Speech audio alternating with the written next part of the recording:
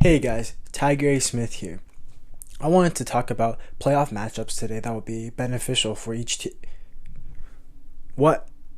What? The Kings capping again? Hold on. Be right back, guys. Do you American as a sophomore, projected to be Mr. Basketball as a sophomore, which had never been done in Ohio high school history? Pause it right there, LeBron. Once you start seeing somebody start scratching their temple, looking down and away, and smirking, do not trust a word they're about to say. And the first practice we had our sophomore year at the Winter State Championship, I did absolutely nothing wrong coming out of football. He kicked me out of practice. He kicked me out of practice. I had no idea why the fuck he kicked me out of practice. And I think he was just setting the tone for the season. Yeah. Like, wherever the fuck or wherever you think you are, I've heard all Braun wants to be in Coach Carter so badly. of this stuff about how great you are and things that, nope, I'm gonna humble your ass right now. He kicked me out of practice, and the last thing he said to me when he kicked me out of practice, first day of practice, he said, best sophomore in the country, my ass. Give up, Mr. Cruz. Ass story. He trusted Zubats to switch onto Luka that entire series, despite the fact that Luka was killing him. Right, that as well. Yeah. And I just took it to a whole, as I got older and your mind gets, you start to live it, you start to want to be a part of it, you start watching. I started watching the games, when I was like 19 years old.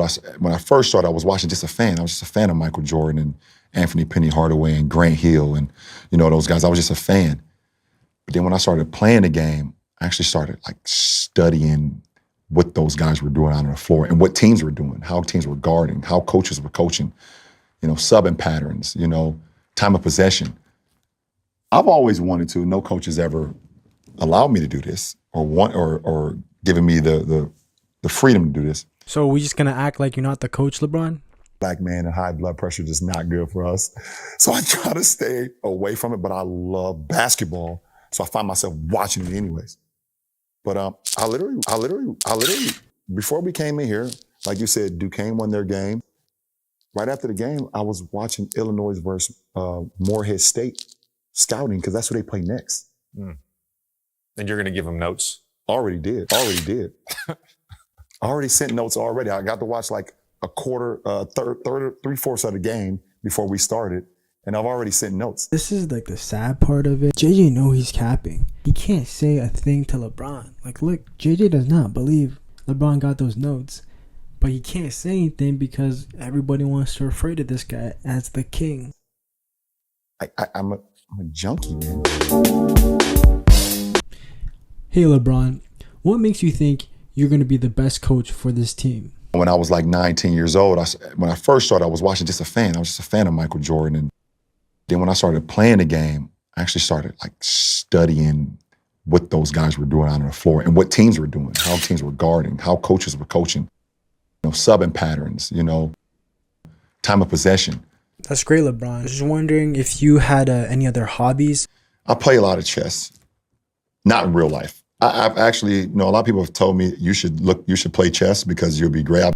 LeBron, This is a very competitive position. Yep.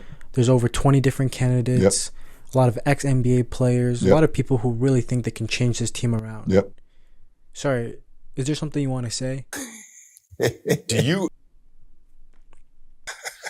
What makes you different than everyone else applying for this coaching position? Those coaches always told me, they told me that I had an uncanny ability to process information faster than anyone they've ever seen. Wow, LeBron, very impressive stuff, I would have to say. Yep. I could flip a play when I was 8 years old. But I'm just wondering, do you have any references from your coach who could back this up? Yep. Explain kind of why you're so gifted at such a young age with your basketball IQ? Yeah. No matter if it was just pass and cut. No matter if it was, let's run flex, but let's start on the left side. No matter if it was just, let's DHO, drive and kick. The last one, all right, now let's just drive the baseline.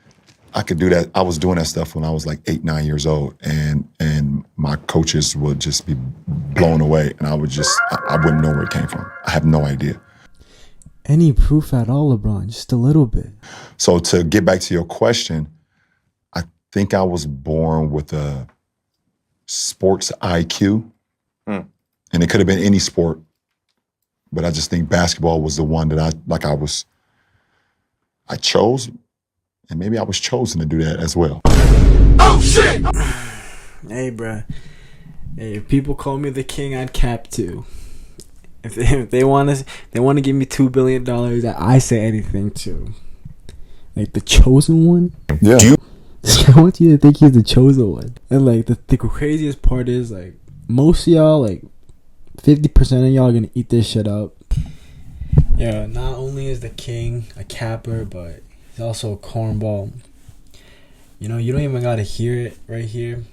You can just tell that he's capping by the hand movements and stuff. So, you know, I get it, LeBron. Actually, I don't get it, but like, you know, you worked hard. You worked hard. No one's gonna discredit that. You're 40,000 points. You know, you had a single mom.